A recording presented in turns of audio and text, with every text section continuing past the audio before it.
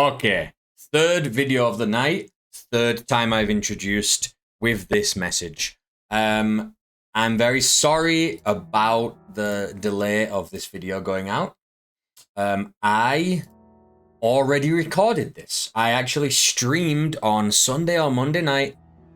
And unfortunately, that stream, whether it was internet issues or it was OBS or whatever it may be, but it just became, whoa, come here. Focus on me. There we go. Whatever happened, essentially it just became completely unwatchable. The bitrate was so low, the quality was so low. I haven't streamed in so long. I haven't recorded in so long this year. It's been a very busy one. I know I said that last year as well, but trust me, now I have a new job. Everything should be calming down. And I should be a much happier and more fulfilled person, let me tell you. But getting back to the point, it just became completely unwatchable. It just wasn't usable. I wanted to re-record, but I already had other plans some nights this week. And then also, when I did want to re-record the other day, there was a power outage and we lost power all night because it's stormy season, which is why I'm sweating so much. It's not that warm, it's so humid. And I'm hoping a breeze can cut through here in a minute.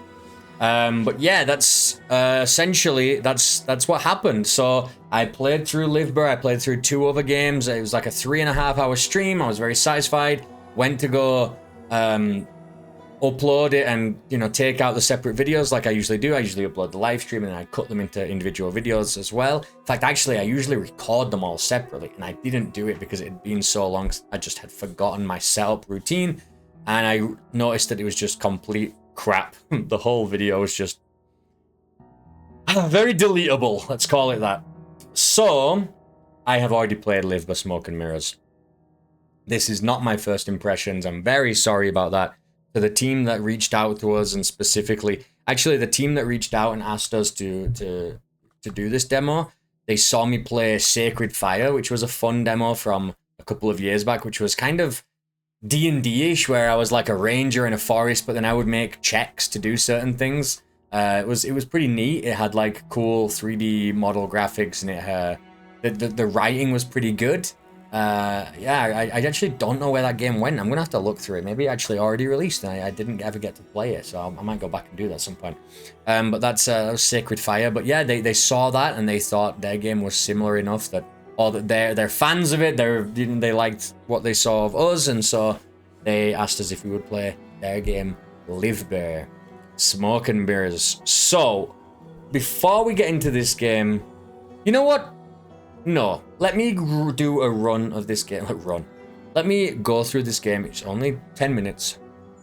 Let's go through this game. I'm gonna read everything out. I'm gonna choose the same choices that I chose my first playthrough, and then at the end, I'm gonna talk to you about something and I'm gonna show you something. This is essentially a visual novel with branching paths. So I'm just gonna be doing a lot of reading. It's very obviously a kind of horror-ish setting, so I'm here in the dark. Let's get to it. I really love this sketchy artwork here. This is just so nice. You really get a sense of just kind of foreboding, but it's, you know, it's kind of, it looks almost rushed, but in like a really, you still get a really good sense of what's going on. The light it's really nice how it kind of interacts with its surroundings, and then the white of the waves hitting the shore, and you're right on the edge of this kind of forest that meets the ocean here. Or it's really nice. Let's jump right in. I'm gonna new game. We'll start from there. So I'm just gonna be essentially reading, like I mentioned, but don't worry. We'll get there. If you don't like this type of game, maybe. Oh, I see her in my dreams. Her in the house on the edge of a cliff. Everything changed after reading that letter. The one bearing her name, my old love, Lilith. 5 years ago on a dark night, they took her from that house, executed her for black alchemy. I was the one who turned her in. But now she's calling me back to the house. Wants to bury her breath in my sins. But how? That's what I have to find out. So we got Silent Hill 2'd. That's what we call this. dead wife sends us a letter. You got Silent Hill 2. Let's jump right in. Act 1. Welcome home, my love. I'm not going to do all the different voices. I'm not going to do Lilith's voice, okay? Just going to be reading out.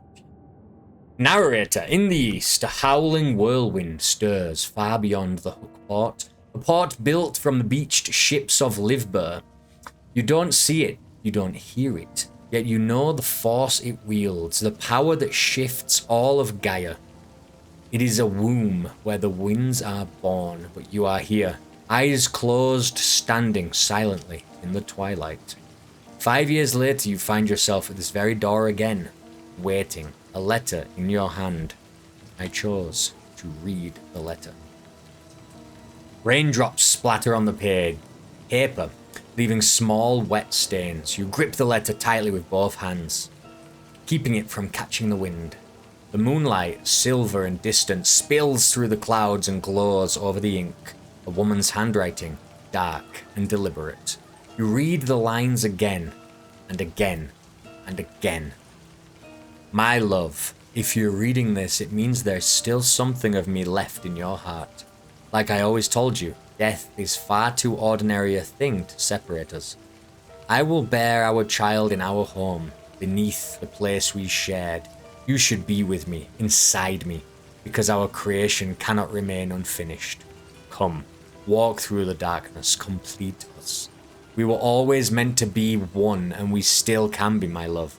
All it takes is courage. All it takes is for you not to fear. I will wait for you in the eternity. Lilith. And then there's like a flower here.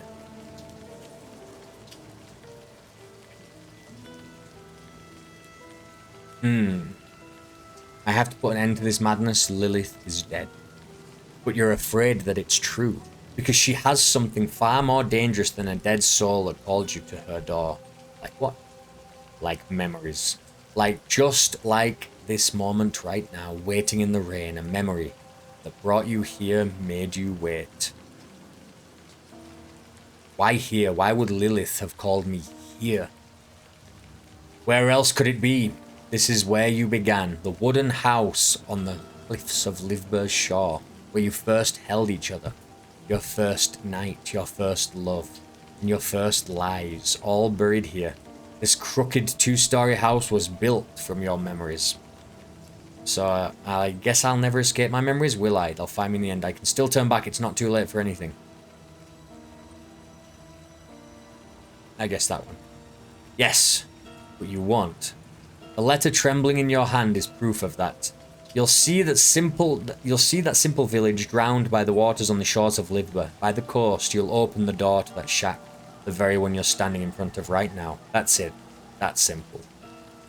Put the letter back in your pocket. You fold the rain-soaked paper carefully, protecting it from tearing, as you slip it inside the inside pocket of your coat. A strange calm washes over you. The letter is where it belongs. But you have to move. You shouldn't linger in the rain any longer. Knock on the door. Meow.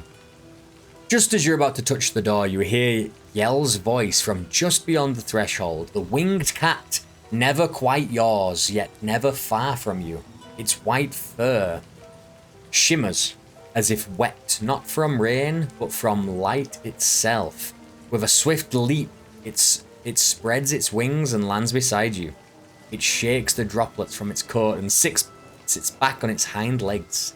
Its orange eyes fix on you, head tilted ever so slightly. Curious. Meow, meow, meow. Bend down to pet Yell. How do cats do it?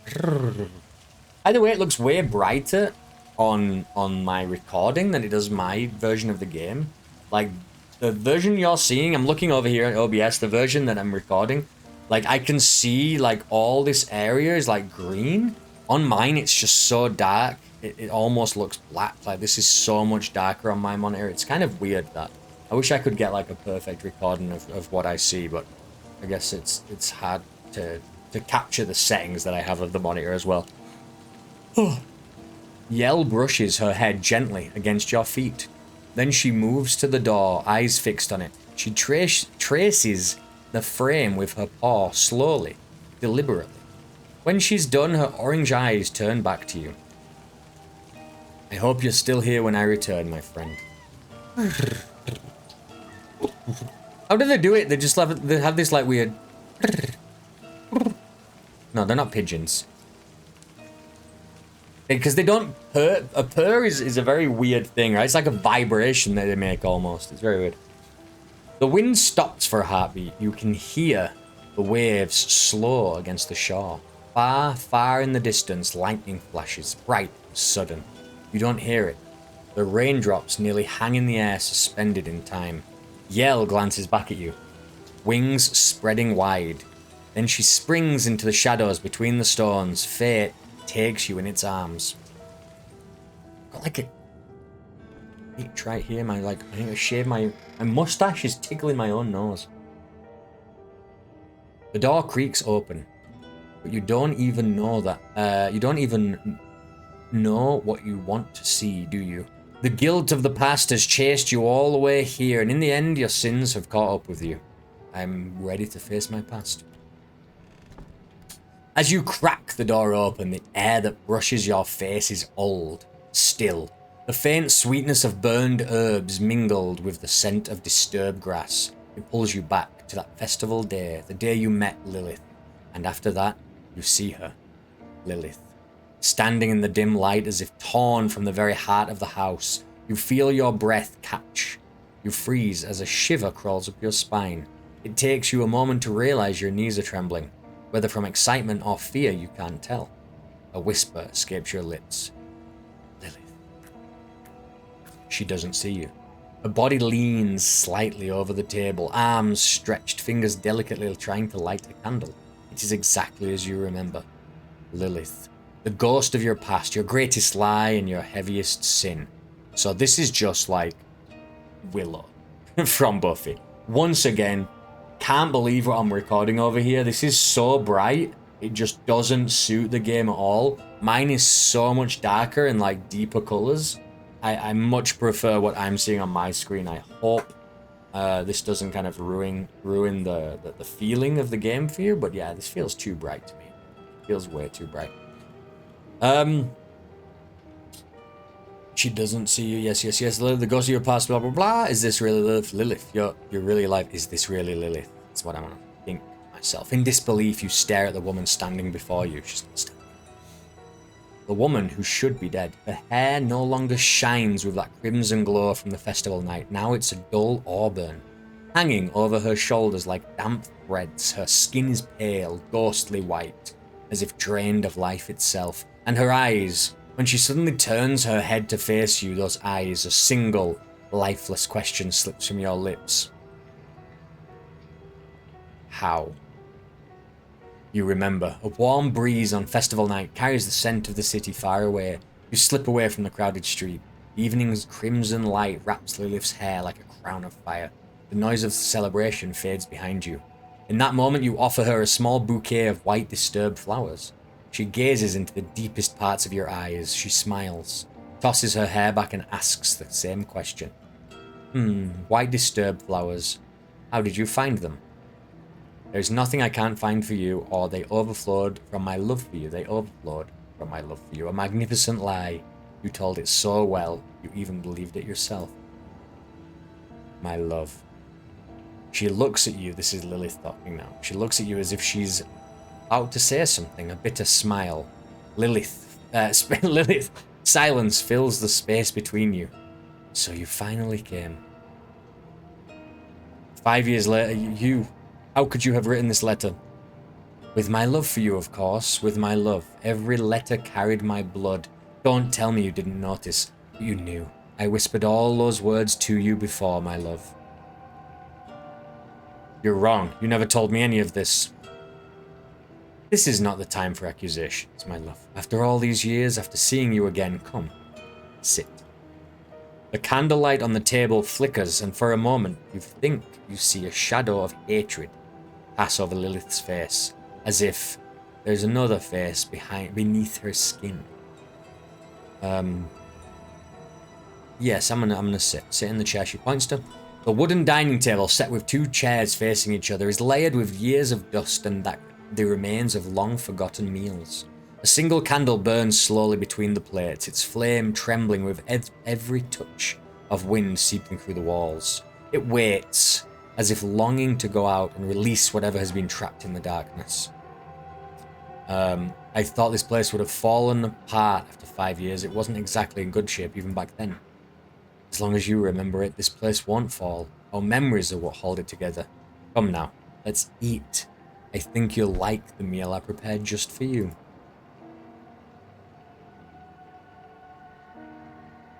Here's something then. You remember the last circuit cycle. Bitter cold outside.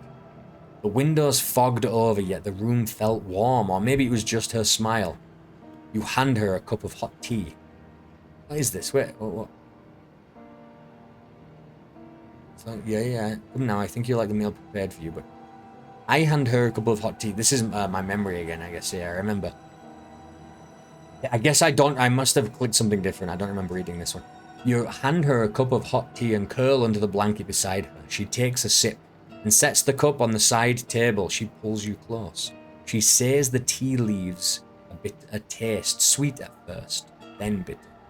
Just like you, she adds. At first, you don't understand, you simply smile. A strange chill runs through you. You can never drink that tea again. You never drink that tea. Lean back. Okay. There we are. That's the image we're looking for. I did everything I could to make the night perfect. I wanted some things to be flawless for our reunion. After all, it's been... She pauses for a moment. Looks out the window where the moonlight falls.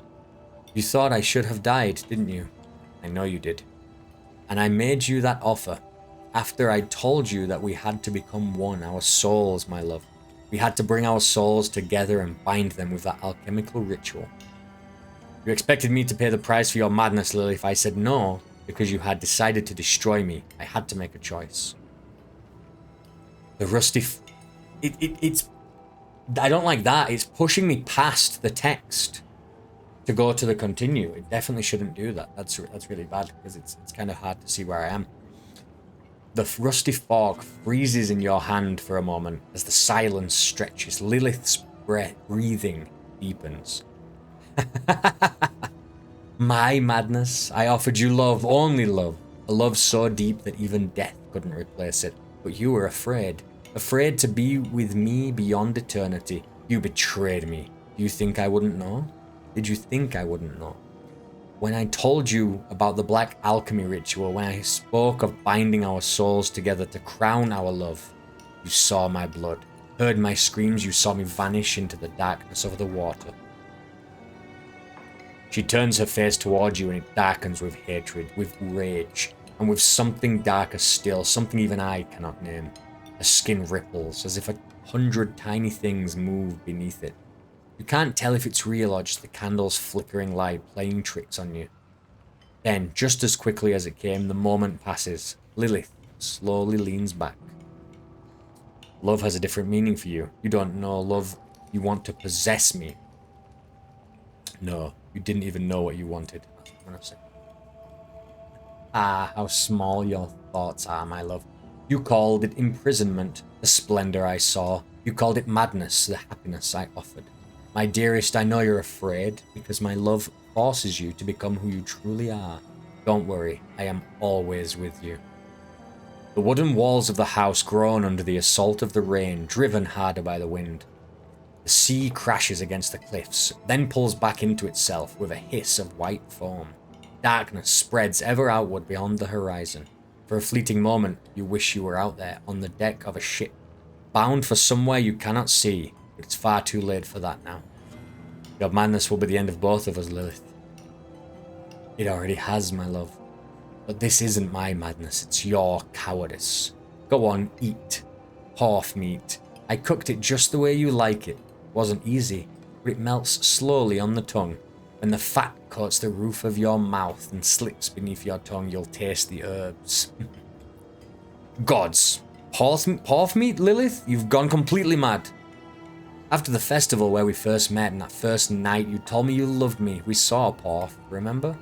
It was magnificent. Its mane was long and beautiful. Do you remember, my love? You do remember, don't you? Afterward, we went to get something to eat. I couldn't stop thinking about it. You admired that creature. You kept talking about how beautiful it was, how bright its mane was, how proud its stance was. Did you really think I could tolerate that, my love? That first night we met, we didn't eat anything, Lilith. I think I remember. Not the meal itself, maybe, but I remember being happy. Maybe that's why everything that followed hurt so much. That's what I'm going to say, but first, I want to go on my phone, and I want to search for a paw, because this is what I did before when I played this game, and I was like, what the hell is a paw? And guess what? It doesn't exist. So instead, I found something else. I searched for a paw animal, and Google turned it into a morph animal, obviously. And so I had to show this to the camera. I just found it really funny. But that is what... It's a cat with, like, duck feet. I don't know. I guess, how else do I show it? Like, it's very bizarre. But that's what a paw is from now on, okay? Very majestic, very proud, but I couldn't get over that. But a paw, I guess, is not only a mythical creature, but even mythical would show up on Google, I assume. So I put in paw animal, paw mythical, and nothing came up. So I guess they created it for this this story. Like, paw mythical creature. Sure, I searched this last time. Not a standard term for a mythical creature. However, it's closely associated with blood or yeah, just nothing. Just doesn't exist. Was made for this, which is nice. I like that. I also remember. I also noticed the cat with wings, another creation, obviously, for this game. So we're in like a world of magic and sorcery, obviously. Although I have to say that in like a Lovecraftian kind of story like this kind of is, which, you know, we'll see more of in a sec, but usually it's in the real world so that it feels crazier when something like that happens, whereas in this world where there's already, it's not really our world, the fact that there is magic and there is, you know, this alchemical thing, and she's, you know, messaged us from beyond the grave and she's here with us now. It doesn't seem as far-fetched. It seems just kind of like there's, you know, there's mystical elements in this world, and this is just a darker side of that. But it doesn't feel out of place, which, you know, if that's what you're going for, it's probably better to keep it feeling like the real world, right? Like our world, something we're familiar with. But I don't know. I guess that's how you want to tell the story, really. Anyway, we're gonna go with this one. I think I remember, not the meal itself maybe, but I remember being happy. Maybe that's why everything that followed hurt so much. But that's why you're here, isn't it? You remember the happiness you felt. Our emotions don't lie, my love. Yes, you're afraid. Anyone would be standing before such a truth. But now there's a new path for both of us. What path? A path away from everyone else, just you and me. A path filled with bright lights, soft and warm bodies, where no mother, no old guilt, no pointless class divides can tear us apart, beautiful and untouched by flaws. The woman across from you lifts her fork. A drop dark as blood falls from the pork meat onto the porcelain plate. As she opens her mouth, the skin of Lilith's cheek stretches then splits, tearing away from the flesh beneath. The strip of skin hangs limp like a withered leaf, exposing the rotted, festering tissue underneath. She doesn't seem to notice. Your beloved remains unaware. I'm going to choose to stay silent. We don't want to draw attention to her. This is what I mentioned before. I don't want to draw attention to her, that her body is not functioning properly. This facade is falling apart because we want to use it as a chance to potentially escape. So you stay silent. You watch as the skin slackens and finally falls onto the meat on the plate. Lilith hesitates for a moment, then as she notices the rotting skin on the meat, she picks it up and presses it back against her cheek. No, not yet. You struggle to breathe. A single drop of cold sweat slides from the nape of your neck down your back. Your eyes search for anywhere else to look. There's nowhere to escape. And in the end, all you can manage is a faint murmur. This isn't real. Oh, my love, my love. It makes me so happy to see you worry about me. If only you knew. But it's just a small thing. Don't worry. She turns her cheek away from you, hiding it. Her hand presses against the rotting flesh. You're really dead, aren't you? There's no point in asking, my love. We should be happy now, because we don't have much time left. I can't take this madness any longer. Get up from the table. Do you think you can defy fate? We were created to be one from the very beginning. Neither you nor anyone else can stop it. Never, never, never. Move towards the door. As you stand, your head spins, but you steady yourself and head towards the door. Behind you, you hear Lilith's breath catch.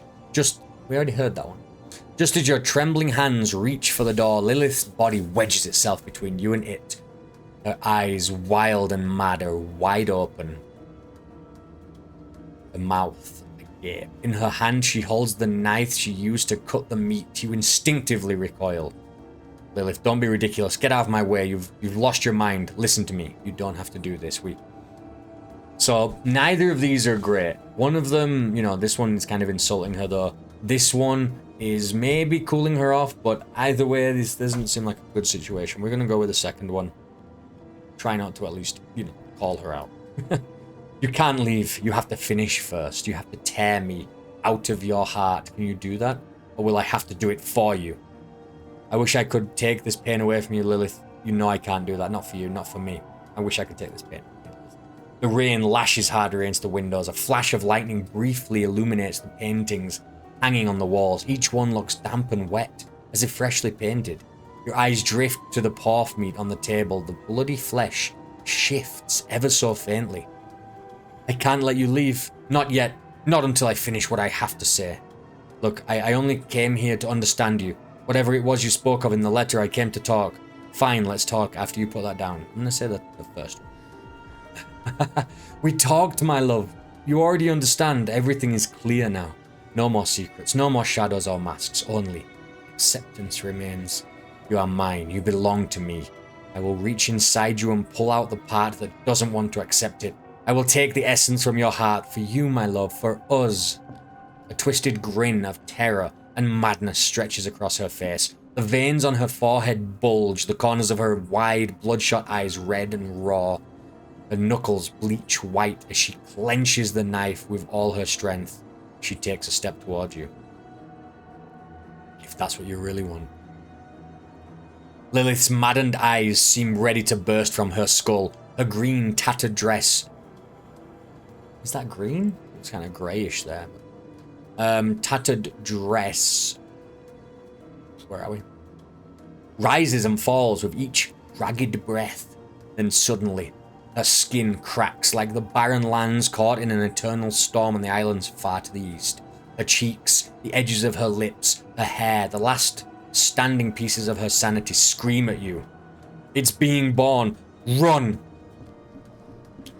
Your feet stumble backward in some ancient reflex, catching on one of the books scattered across the floor. You fall hard, scrambling on your knees as you crawl deeper into the house. In that moment, you remember the basement, a hidden passage leading from there to the outside cellar door. Another way out, a window, a back door. Damn it, there has to be something.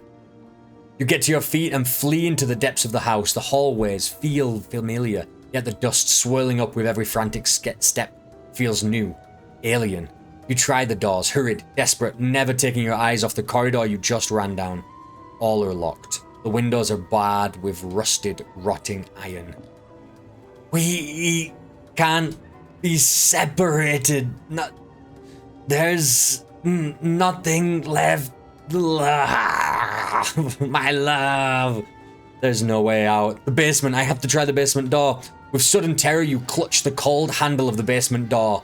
Behind you, footsteps grow louder in the corridor and you brace for a hand to seize your shoulder, but the hand never comes. As you crack the door open, the stench of damp and the foul rot of things that should have stayed dead hit you full in the face. You step through, shut the door behind you and slide the bolt into place.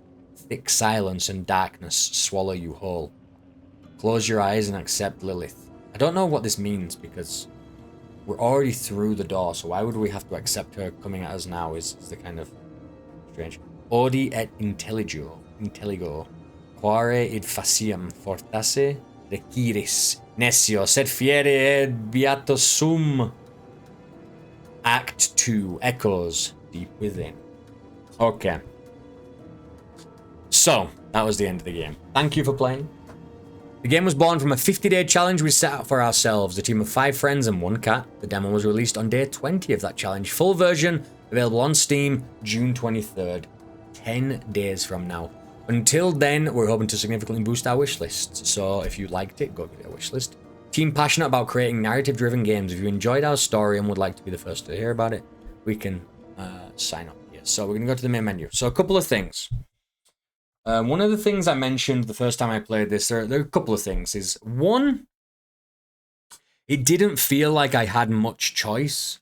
I ran through the game again and I was choosing slightly different things, but they all would end up on the same route. If you don't take a seat at the table, eventually you just take a seat at the table anyway. If you don't get up from your chair, you kind of get up, you know. That's a little bit different, but you open the door, or you knock on the door, or you read the letter, or you don't. None of it really matters. It all will put you on the same path. Now, that is not to say that there aren't other paths. I did play this game again to check if there were other paths and if it went anywhere. And basically, I always chose different choices, and the only choice that seemed to matter is if I forced the game by essentially completely going against my own logic, right? Like choosing the worst options possible, I feel like, in every situation is the only way to kind of break a branch off of this path. So what we're going to do is we're going to skim through this really fast, and I want to show you kind of what I mean. Wow, 30 minutes already. So, waiting for what? We read the letter last time, right? I can still turn back now. It's not too... what can I do? What do I do now? We already did that one. What will I find inside? And then you can take out the letter. Why here? Why after all these years? I guess I'll never escape my memories. So it's always doing the same thing. Persuasive. My memories have persuaded me. Knock on the door, open the door. We're going to open the door. The cat meows the same way. Everything is happening the same. We're just going to... You know what's waiting for me? Okay. And then, well then. Let's just go. We won't ask for you to be here when we go. We open the door. None of that matters, obviously. None of that matters. I'm ready to face my past. Lilith. Lilith, you're really alive. How? I think maybe I chose how last time, but... this is nothing I can't find for you, my love. Same exact thing. You're alive. How is this possible? Why did you call me here? Left me... You know, I left unfinished the night you left me to die. Come sit. So, there are, like, different... It does branch in terms of, like, there are some of the narrative here that are different, right? We met 2 halves of one whole. We are 2 halves of one whole, and now we will complete what was left unfinished the night you left me to die. Come sit. Now, that's such a cooler answer than what we got, whatever it was, because now we're learning a lot more about it. I know we left her to die, but she never said that to us in our kind of playthrough there. I'm not sitting anywhere. Okay. My love, did you never truly know me? This is just a game. All of this is illusion. So then you sit down on the chair anyway. There's nothing you can do about it. And then I chose not to see it. That was a different choice. Continue. Even the gods couldn't fix what's broken inside of you, Lilith. And then your madness will be the end of both of us. I never thought porth meat was edible. We didn't eat anything the first night we met. It didn't matter you were from a different class. And so we're learning different parts of the story, right? So there's replay value if you want to know more of the background. But essentially, it's the same thing. Then she cuts her thumb, and we can be like, we can step back, okay? Pull back suddenly. What's wrong? You. Lilith's eyes follow your gaze to the plate, and she chopped her thumb off or whatever, right? Like, are you alright? And then we found it funny that your mother drowned in her own blood. Like, all of this is just craziness, right? We're different stuff. Then we can choose the same thing. We get up from the table, or we don't. Now, this seems to be the thing that matters the most. All of those other things branching paths. They lead, you know, they're just leading back to the same main route. But we try to eat the food, right? And we do eat one of it, right? You notice your hands trembling as you stab your fork into the meat on the plate. The poor flesh still seems to shift and pulse. The air grows heavier. You reach for the knife to try cut it, but thick, viscous fluid oozes out from within, churning your stomach. I poured my love into it. Her eyes are fixed on you with anticipation. You can choose not to eat, or you can put the meat into your mouth. You can swallow it, or you can spit it out. And then our creation, we didn't create anything, so don't worry, I'll kill it. You have to end it, stop this. I'm pretty sure this is just going to do the same thing where you get up and you try and escape. Or you can eat another piece of meat. And then you can put down the fork and stop eating. Or I can ask for, what is it you need? You. Okay, burning smile spreads across Lilith's face. You see it. You see it. I see it. It's beautiful. So, close your... You will meet the great unification, my love. Close your eyes and accept. So... Everything ends there. There's no light, no sound. In fact, not even darkness. It unravels. I wish I could say the name of the child, but I know... Oh, it's like whispering. That's cool. I wish I could say the name of the child, but I know it was never born. The hidden words pull someone from slumber in the distant existence. They want to escape. It waits to fall, fall, fall, fall, to fall, fall, fall, fall. Each collapses into itself. In the nothingness, millions of different lives are lived. We died in love and loved in fear again and again and again. There's no death here, no destruction. Our essence mingles with the gods and yours and theirs flows back into us. Every being merges into one another. They turn, floor, spin, and then they stop. I was nared. I lived in the wounds of others. I bit, I tore, I kicked. In the end, I lost myself in my own reflection. We rose as one. We are the last of your thoughts. We are the shell you are afraid to break. We are the you inside Lilith. And so, you are now us, right? That's obviously just the bad path, because there's, you know, we don't get to Act 2, essentially, right? That's just an ending. So, there's only two endings to this demo. There's, you choose to do the worst thing possible and try, and, you know, and just kind of let yourself fall into the madness, or you try and escape. And those two paths, like I say, it's not really a branching route. It's just telling you a story with slightly different bits of information depending on which of the options you choose, right? So let's get back into this. It's essentially a book, right? Like a visual novel, I feel like has a lot more branching paths. There's a lot more options you can make, a lot of choices you can make. Maybe we just haven't got there yet where you can make mistakes. Obviously, in the first act, maybe there's just less mistakes possible to make. But essentially, the only way to break out of the train that we're on here, right, on the tracks that we're on, is to choose the worst thing possible several times in a row. And just kind of try to kill yourself. Just try and die.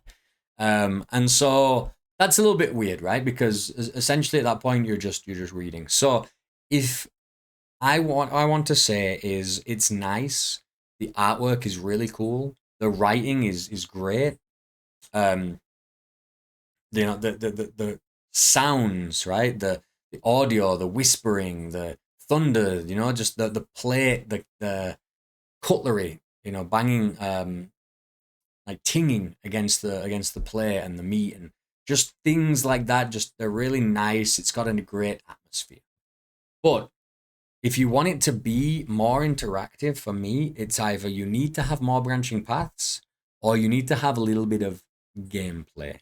And a little bit of gameplay in a visual novel might seem weird, but I was thinking there are a couple of ways to do that, right? One is there are ways to interact with the environment around you, right? Like instead of choosing an option, you can click on Lilith, or you can click on the knife, or you can click on something. So you're kind of like trying to find the things that you can interact with in the world.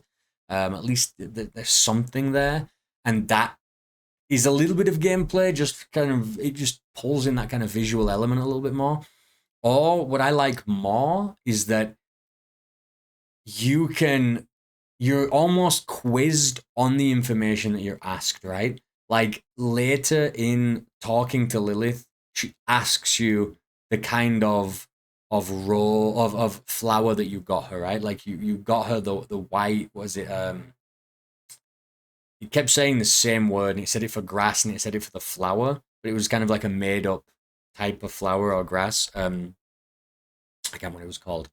Almost sounded like putrid, but it wasn't. It was something flower, right? Like, but imagine you have to remember that, and she asks you, or you can say it in conversation, and so you're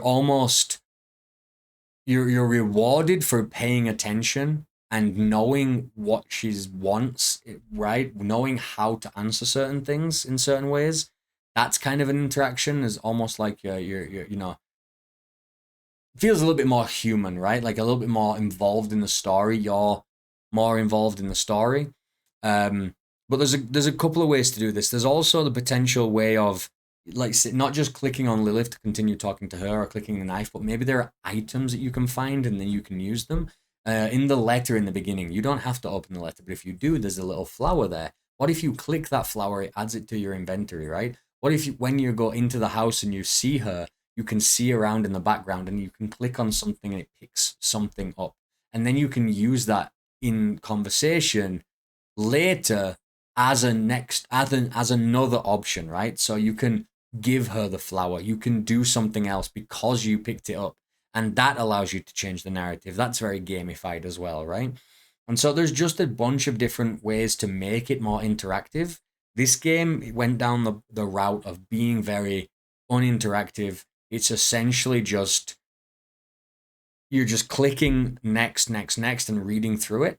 And I do feel a couple of things. I really liked how it was written, although it's very hard to decipher kind of which option is going to get you what, right? Like some of the information we heard there, her mother drowned in her own blood or something crazy. Like that sounds like a really cool, scary bit of backstory I would have liked to hear, right? But there's no way like that. It wasn't like talk about her mother as an option, right? It was just down one of the other paths, clicking kind of very similar options, right? And so it doesn't really feel like you're making much of a choice. It feels just a little bit more, I'm just clicking next. And you can click next and go get this information, or you can click the other next and get the other information, right? That's all. I mean, if you just want to read this as a story, this is, I mean, you're not gonna find something, more kind of with better writing, right? Like it has a really great atmosphere. It has a very Lovecraftian style of writing. It's nice. It's dark. It's descriptive, right? It is that kind of deep atmosphere built into the writing itself. And so yeah, if you just want to experience that, that's fine. But there are some people that will probably dislike the fact that it is less interactive maybe than some visual novels, and it doesn't really have any of that kind of gameplay that sometimes game versions of visual novels do have, right? Like where there is sometimes you solve a puzzle in the middle of the game, right? Or you have to, like say, find items and use them. Or maybe there are checks, right? Like in Sacred Fire where you kind of go down a path, and going down that path makes Lilith like you more, clicking that option. And then later on, maybe it does a check with against how much she likes you, and she doesn't attack you, or she does, or she says something different, or she helps you out or doesn't. And there's like, the options, the choices you make affect stats kind of, or stats of how people see you, and then you make checks against them. So there's that kind of randomness element as well, which makes it very exciting. Or you can kind of specifically choose to improve certain stats in order to be good at things, right? And kind of make your way through like that. That's what Sacred Fire did, I'm pretty sure. It was a lot of fun. This one is very much more just story focused. That's all I want to say. I'm not saying that's the better way to do it. It's not the worst way to do it. It just is a different way to do it. And I want you to be aware going in, that's what this game is. I think I gave this game a 3 as well. And the reason is, if it is going to just be very, story focused, it was a very nice intro. I don't know where we go from there. We're just kind of in a basement now. That's not great. But I really would have liked to have seen more. There were like, there's the opening, there's this house here that you see on the main menu, then there's at the front door with the cat, then there's Lilith at the table with no face, then there's Lilith at the table with a face, and then there's the cellar door at the end, the basement door. And so much happens when she just has her face on screen. Her cheek falls off onto the meat. You get up and you run to the door and she blocks the door, and then her face all comes apart and something starts coming out of her. And none of that do we have a visual representation for it. And so that's kind of weird, because when you say Lovecraftian and, what is going on with this? This is a terrible focus. Maybe if I put this light on. Oh, I'm blind. When you go Lovecraft and you say, showing us the creature or showing us a lot of this it's never as scary as just reading about it, right? Like you reveal too much. It's the unknown that's scary, but this is a visual medium. We're playing a game, right? Like, and it's an interactive medium, let's say. But if you're going to tell a story on a computer and not in a book, then I guess it's going to be, you have that visual element to play with, to take advantage of. And we didn't see her flesh fall off. We didn't see the gross pork meat. We didn't see kind of like a shader over the pork meat, making it warp and almost like imperceptibly just shift every now and then. We didn't see Lilith's skin kind of move around ever so slightly every now and then, just to make us feel like maybe we're going crazy, right? Like, that would be cool if you just very slowly shifted pieces of her, like every now and then, very rarely, just so almost when you're reading this side of the screen here, something happens over here and you move and now it's not happening anymore. It could really play with your senses, and I would have liked to have seen that more. This is a game. It is an interactive medium. You can do these things. You should take advantage of the medium that you're in. And if you want it to feel unsettling and wrong, you can do that. You can really play with a player. Some of horror games. Games are the best form of horror, because you're dropped straight into the world, and it can make you feel like you're crazy, right? Like, not just by having a big monster, by being chased, but by doing things that you wouldn't expect, right? There's always the classic, Eternal Darkness is obviously the best way to kind of the best example of this, which is, maybe the game looks like it's crashed. It looks like it's deleted your save file. The save room doesn't work, or this and that. There's like it takes advantage of your expectations as someone playing a video game, and this is the perfect game to take advantage of somebody who thinks they're just reading a scary visual novel, to kind of make them feel off. And I want them to take advantage of that, and I didn't see any of it, which is why I gave it a 3. It was short enough, but I feel like there's so much potential here. I would like to see more of this, but there's only 10 days to go, so I'm sure it's just going to be a really nice story, a really cool, dark, like I say, I keep saying Lovecraftian, but that kind of sense of wrongness, right? Of something being birthed from another world, that you can't escape, right? This whole situation is wrong. She shouldn't be there. This house shouldn't be here. Is this all in his head? Is he losing his mind? Is he dead? Is he in another world? Is he being punished for essentially getting her killed by telling the townsfolk that she's a witch, and which she is, right? And she is doing crazy things. So maybe he was in the right to do that, but still, we don't know. And so there's that kind of Lovecraftian, if you know what I mean. There's this otherworldliness to it. But I've been rambling now for a while. But yes, I think 3 out of 5. Livber, Smoke and Mirrors. I'm so glad I got to share my thoughts on these 3 games. I messed up. I guess I don't want to say I messed up. I didn't. I just it didn't go very well. I lost, like say, the video, and I wanted to try and do it again sooner, and I just couldn't. I hadn't planned for it to fail and not work that first time, so this is me spending another 3 hours, another night, to play these 3 games again to get these demos up. I hope you guys appreciate it.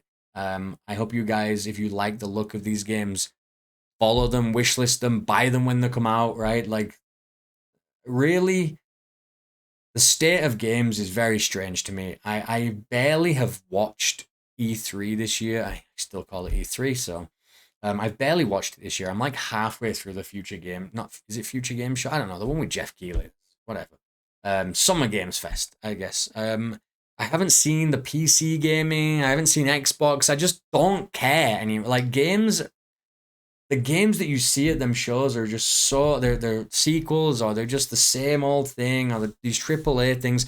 You only get to see a couple of these indie games. If you want to find the games you're gonna love, the games that are gonna change your life, this is where you find them.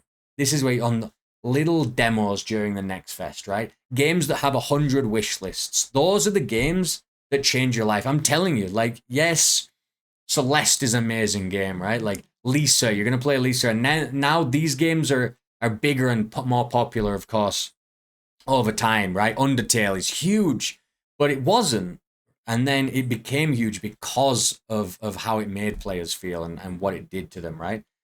What it opened their eyes to the possibilities of, and I feel like these smaller games are where you find the magic of gaming these days. It really is the kind of the special what makes gaming unique, what makes it special, how you feel as a player. It can just be really fun, or it can just be really touching, right? Or it can just be really unique. And so I hope that anybody watching this kind of understands that. And you should be digging for demos. You should be watching videos like this, especially during the next fest. Take advantage of it while you can. Thank you so much for watching. I've rambled on for far too long. That's Livber, Smoke and Mirrors. Enjoy the rest of the next fest. There's only a couple of days left, but a lot of the demos usually stick around afterwards. I hate when they don't. Try and do your best digging for interesting, unique titles. Add them to your wish list. Buy them when they come out. Stop buying slop. You know, support indie.